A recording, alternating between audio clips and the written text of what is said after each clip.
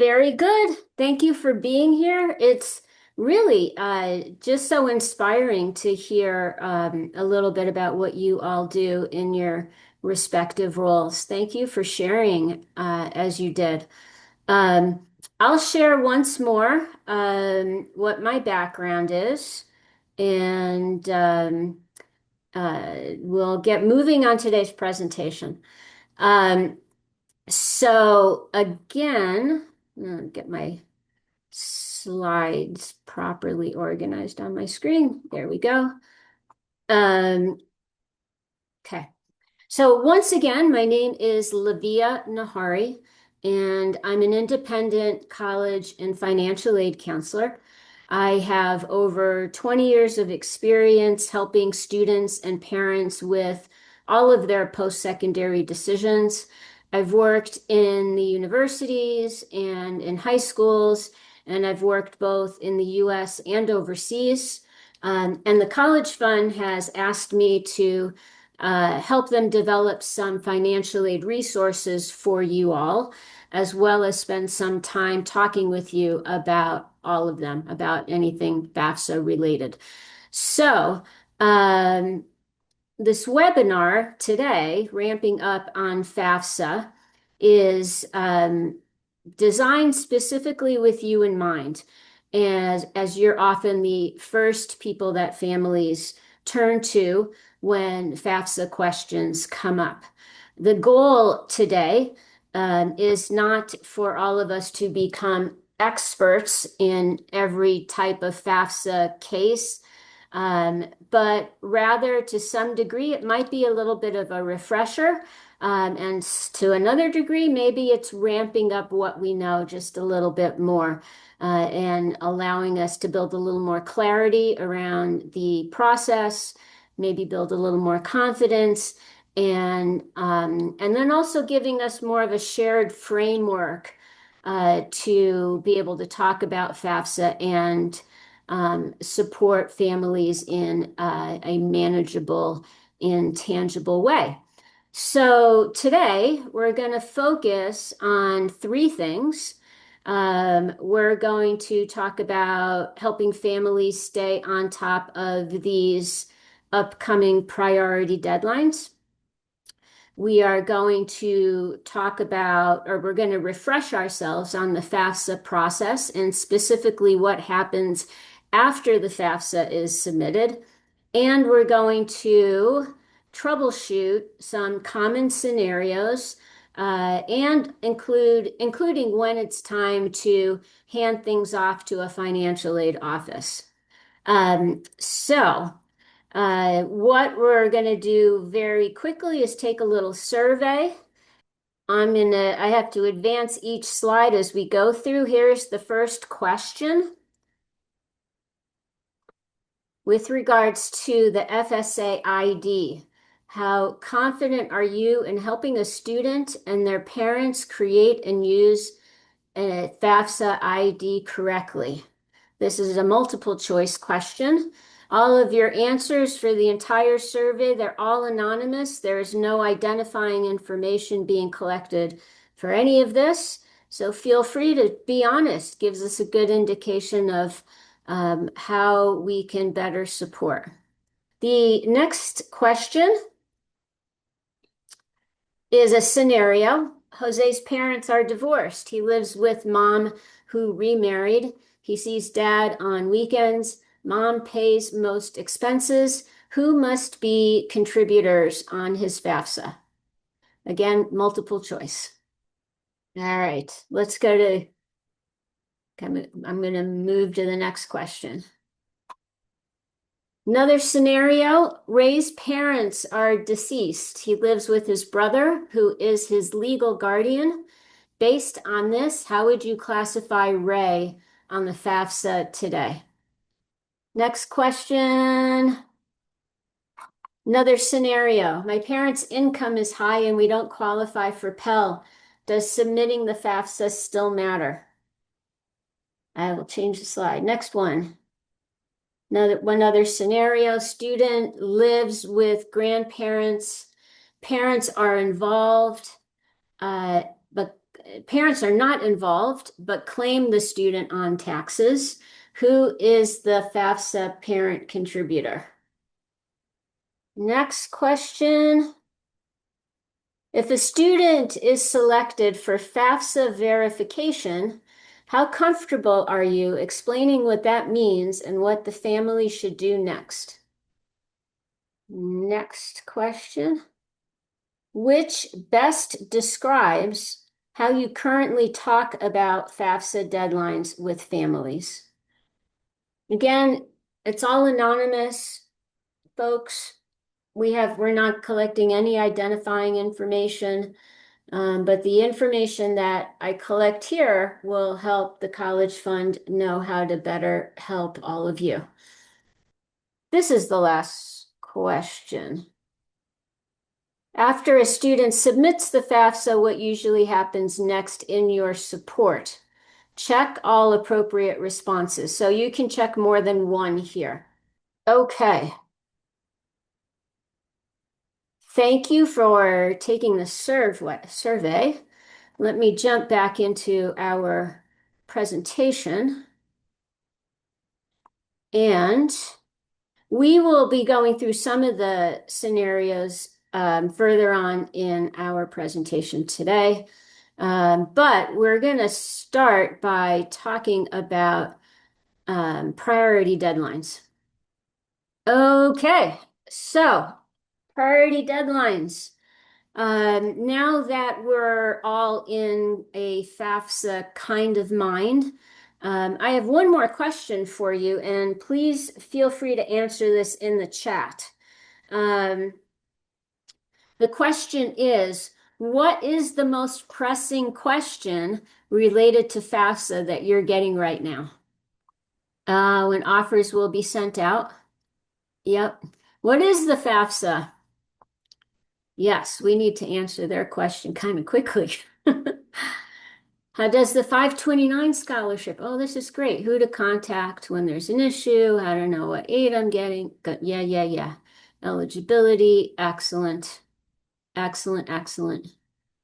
I think since we're recording this, we should have all of these answers also being recorded. And again, these are things that I'll be able to help develop in the resource page if we don't, and we may talk about it in the next hour too. Wonderful. Thank you. Okay. So what you brought up today, some of the things are in this webinar, and we will get into it a little bit. So let's jump into this first topic of priority deadlines. And when families hear the term FAFSA deadline, they often assume that there's just one. But in reality, as we know, the deadlines that matter the most here are the priority deadlines. And we're in that part of the year right now when the majority of priority deadlines happen. That's why we start off our webinar talking about these deadlines. These deadlines are associated with 4 different sources of financial aid, which you see here. For example, colleges often set their own priority FAFSA deadlines for institutional aid, and these are frequently the earliest deadlines. States also use the FAFSA to award grants and scholarships. Their deadlines vary widely, and missing them can mean losing access to some state aid. The federal deadlines, those are the latest. Filing typically by June 30th preserves a student's eligibility for federal aid, but also by then, by June, many states and institutional funds, the quote unquote free money, may already be gone. And finally, organizations, including tribal education offices and scholarship providers, often require a completed FAFSA by a specific date, often similar to the earlier priority dates of universities and states. So the takeaway here is simple. Filing by the federal deadline alone is not enough to maximize aid, to maximize an award package, students need to be aware of and meet college, state, and organizational priority deadlines as well. So again, this is why we begin talking about priority deadlines today, because we want to help students maximize their financial aid packages while there is still free money flowing and loans hopefully more minimal. A good definition of a priority deadline is the date a school, state, or organization uses to decide who gets first access to limited financial aid funds. Filing the FAFSA and providing any additional requested data by that date puts a student in the best position to receive grants and scholarship, to receive that free money. Once funds are allocated, there may be little or no free aid left. This slide shows why that matters for you as the college fund partners. There is no single FAFSA timeline that works across all states. Each state, and often each system within the state, can set their own priority deadlines. Many of our students are also applying to schools in multiple states, each with different timelines and deadlines.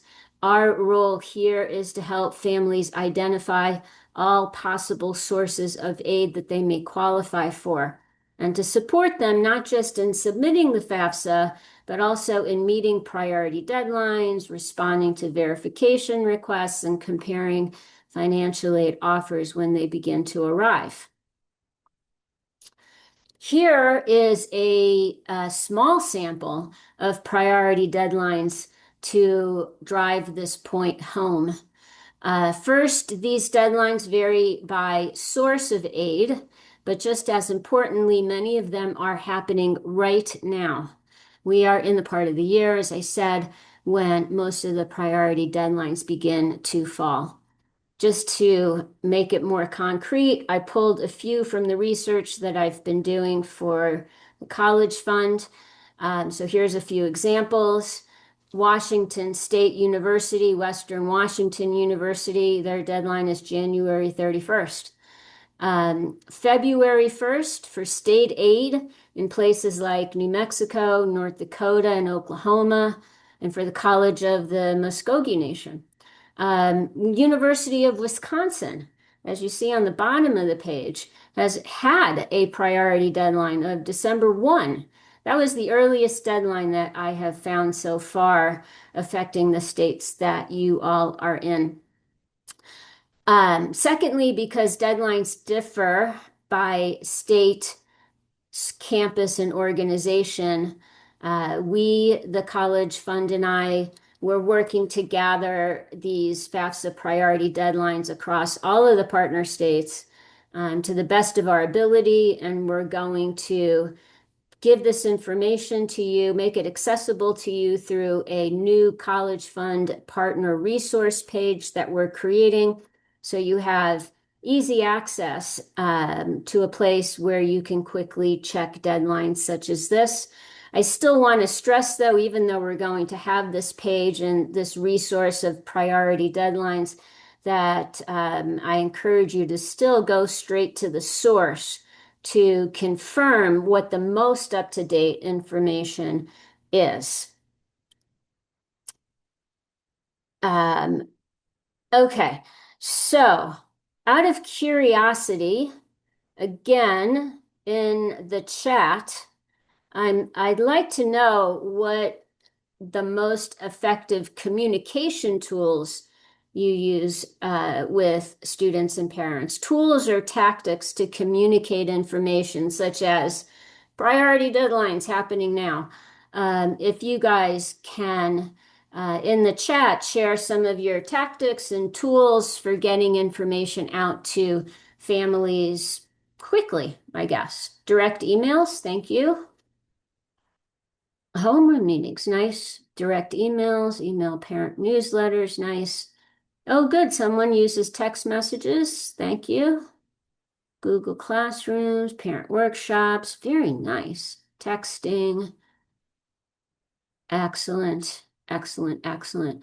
Maybe some of what you guys are sharing in the chat gives somebody else some new ideas as well. I appreciate all the feedback that you're giving. Social media, wonderful.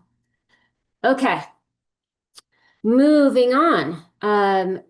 Topic number 2, we're going to do just a brief refresher on FAFSA, refresher on the application part of the FAFSA, and then we'll spend a little more time on the what happens after it's submitted.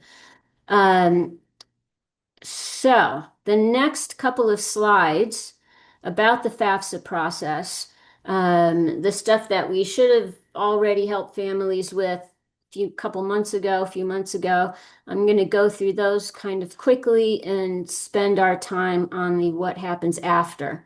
So here's the preparing for and filling out and submitting part of the process. This is what I call the front end of the FAFSA process. What information students need to gather, the creating of the ID. Most of our students, families should have already moved through this step. And of course, after they've gathered this stuff, they complete the application. Students and contributors filling out their respective sections of the FAFSA. And then finally, FAFSA is submitted. And then I found this wonderful image that kind of gives an overview, the life cycle really of a FAFSA application. It's nice to look at this as a whole life cycle as opposed to things just end after the application is submitted. So, of course, submitting the application is a very important milestone, but it doesn't stop there. Once the FAFSA is submitted, the student receives a confirmation and the application is processed. And from there, the process can move forward in a few different ways. For some students, the FAFSA is processed cleanly with no additional action needed. For others, the application may be selected for verification, which means additional information is being requested before aid can be finalized. At the same time, the student's FAFSA information is sent to his or her colleges, those schools that they listed on the application, and those schools also begin their review and their awarding process. The key point here is that submitting the FAFSA itself is a major milestone, but it's also just the starting off point, the jumping off point for several other equally important follow-up steps. A little more about verification. So after submission, families should be regularly checking their status. They should be responding to any requests for additional information, making corrections if necessary, and if requested, sending documents to schools as part of their verification process. Verification, it's a normal part of the process. But not all students will be asked to go through it. It simply means that a school needs to confirm certain information before finalizing their package. What's important here is that verification happens after the FAFSA is submitted and requires follow-up action from the student and family. This is also the point in the process where families begin to see a couple new terms, specifically the FAFSA Submission Summary, or the FSS, and the Student Aid Index, or the SAI. The smaller image on the right side of the slide is an example of what families see after they submit the FAFSA, including where the Student Aid Index, the SAI, appears. For now, the key thing here to know is that the FSS is the summary of the submitted application, and the SAI is the number schools will use as part of determining financial aid eligibility.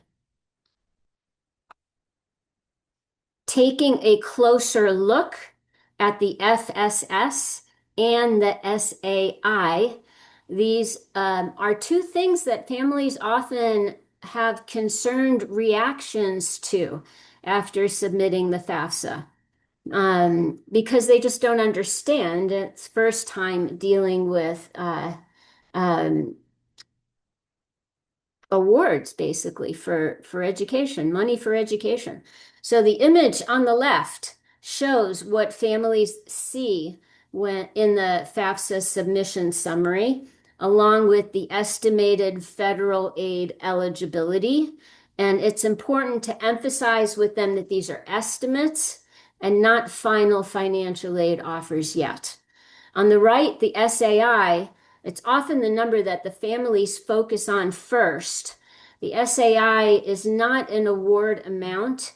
It's a number schools use as a starting point to assess financial need and determine eligibility for different types of aid.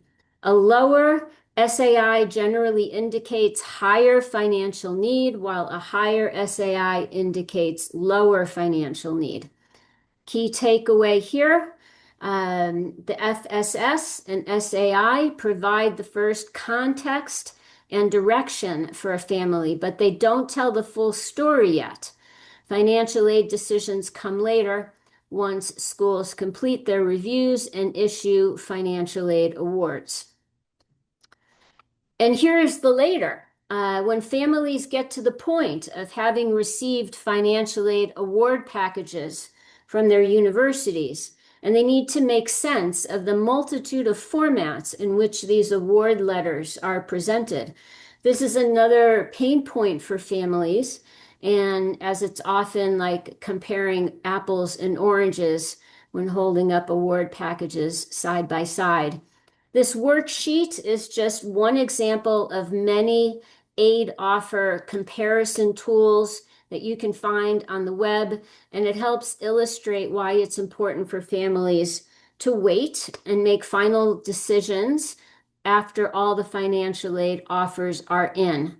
A side-by-side comparison like this helps families focus on overall affordability, not just the individual offers. The key distinction this worksheet highlights is the difference between a school's sticker price and its net price. The sticker price, the tuition and fees, is not what families will actually pay. The net price is what the student will be ultimately responsible for after grants and scholarships are applied.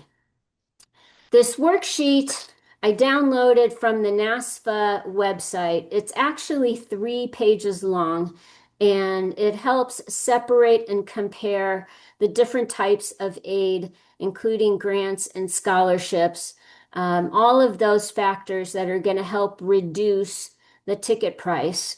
And it also has space in there to consider loans and work studies options, which are usually presented as options, yes or no. You can accept or decline loans and work study opportunities in those packages. But with a worksheet like this, you can also compare what the remaining costs will be if a family does or does not accept loans and work study into their packages. The goal at this stage isn't to see which school offers the most aid, but to understand which options altogether make a school more affordable once all of the costs and the offers and the options and everything are considered as a whole. For us, understanding what families are tackling at this point of the process helps us support them, whether it's, again, meeting deadlines, whether it's interpreting communication, comparing packages, where we can support and explain helps keep the process moving forward for them. In the chat, if you wouldn't mind, I'm curious to know something else. What part of the process do you think make your families the most anxious? Where do they seem to be most anxious in the life cycle of the FAFSA? Oh, documentation. So the not having a social security number, I was contemplating whether to put that in the presentation, and I did not. Um, I know that that's a tricky situation, and we will address that in the resource page. Yeah. And sharing financial information. The question of privacy is a big one in terms of sharing financial information. Something we could probably have a whole other webinar on, actually. Student aid index. Yeah. Yeah, not wanting to put, I know, I understand that feeling completely, not wanting to put financial information online. Very good. Thank you so much. Again, what you put here is going to help us build a really good resource page for you guys. Okay. Take a few minutes to talk about troubleshooting now and go over some of those scenario questions. Um,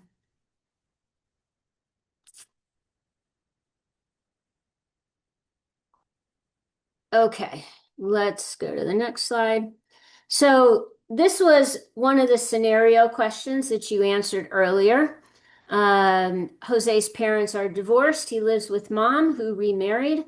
He sees dad on weekends. Mom pays most expenses. Who must be contributors on his FAFSA?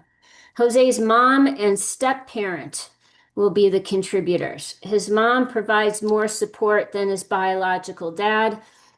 And since she's remarried, the step parent's info will also be required. Scenario number 2. Ray's parents are deceased. He lives with his brother, who is his legal guardian. Based on this, how would you classify Ray on the FAFSA today? Ray is classified as independent, and there are 2 separate reasons for that. First, both parents are deceased, so Ray is considered an orphan.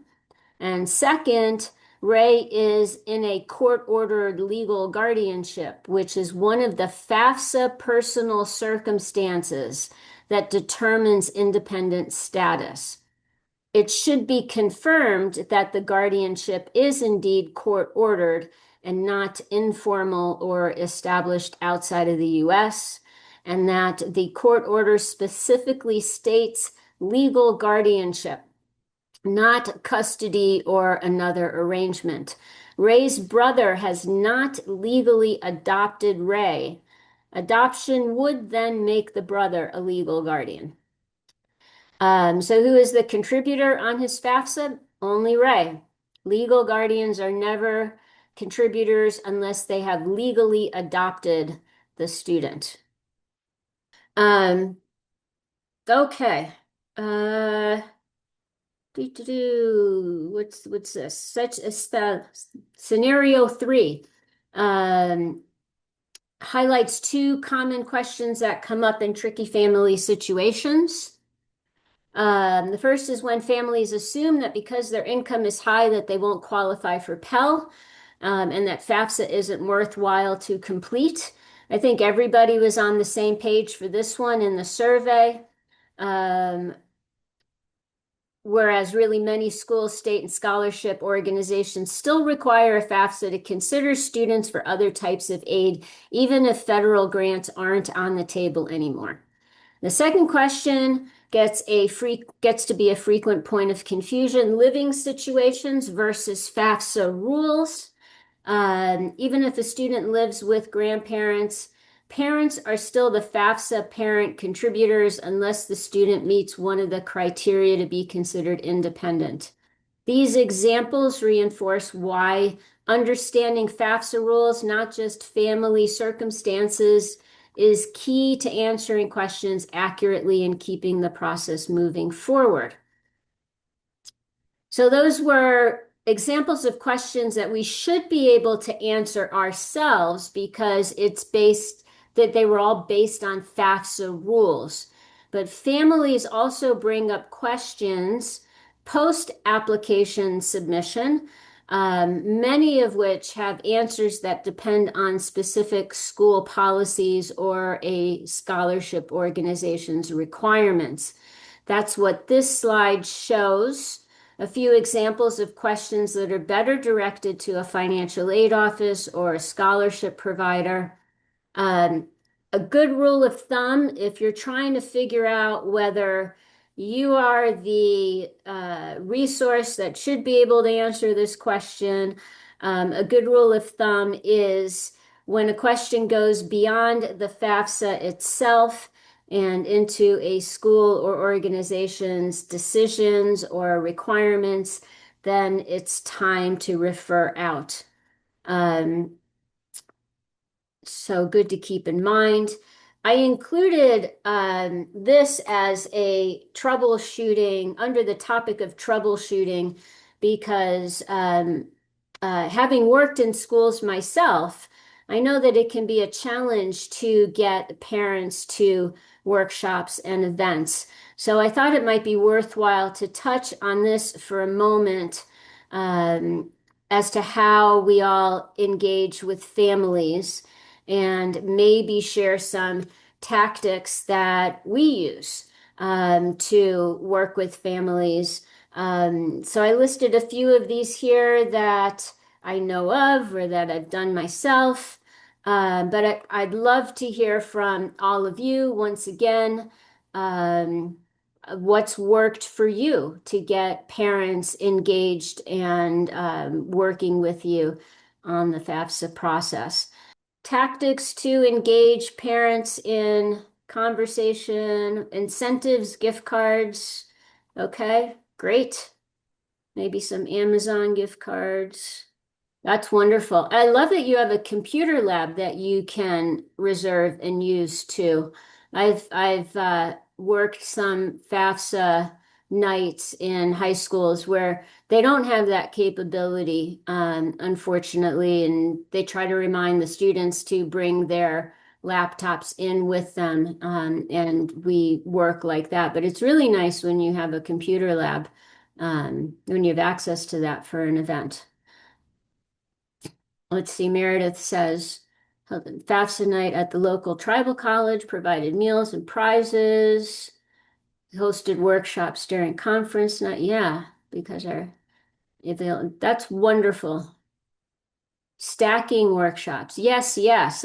We heard that in the first webinar too, like tacking on to another event that's going on at school. That's a really good idea. Wonderful. Um, Feel free to keep putting things in the chat if you want to share what you do. We're coming to the end of the presentation today. We're going to have one more survey, just a few, I think it's 3 or 4 questions now post webinar for you to answer. So give me a moment here to pull that up for you. Okay, here were some of the ideas that folks in the first webinar shared in terms of what's worked for you in getting parents to engage. I'll give you a moment to add to this. And we're going to make all of this information available for you.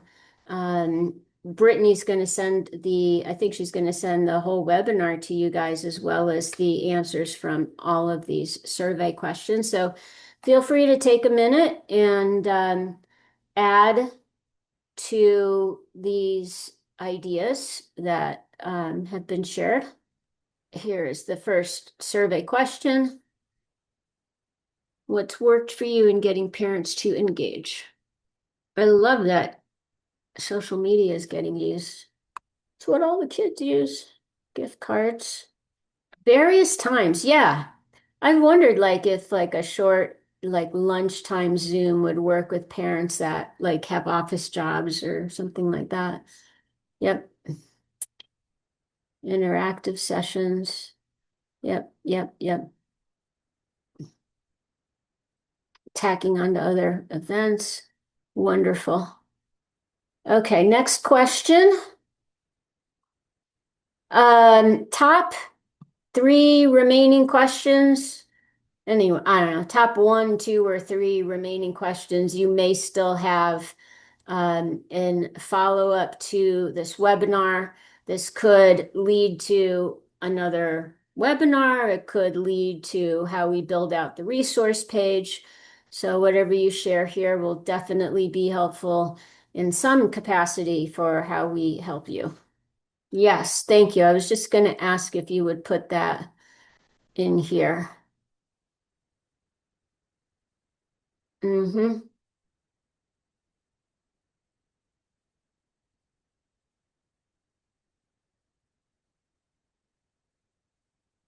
Good. Thank you.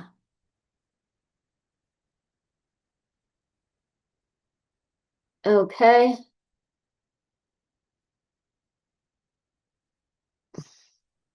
I think the privacy thing, not being willing to share financial information is a very important topic. And we'll see how we handle that one next, maybe. Thank you. Okay, the next question. Would you like deeper training on any of these topics or maybe something else that has not been mentioned here today? If you say yes, give me some idea of deeper training on what? Sources of aid. Okay. Scholarship support. Yep, yep, yep, yep. Excellent. These are some great ideas to keep this going. Wonderful. We're not familiar with tech. Yeah. Oh, wow. Email. Yeah. Email and valid phone number. That also reminds me about the social security number question. Checklisted documents. Wonderful. Okay. One more question. Do you think this is a yes, no? Do you think a follow-up or a deeper dive webinar is needed? This is the final question. Okay. All right.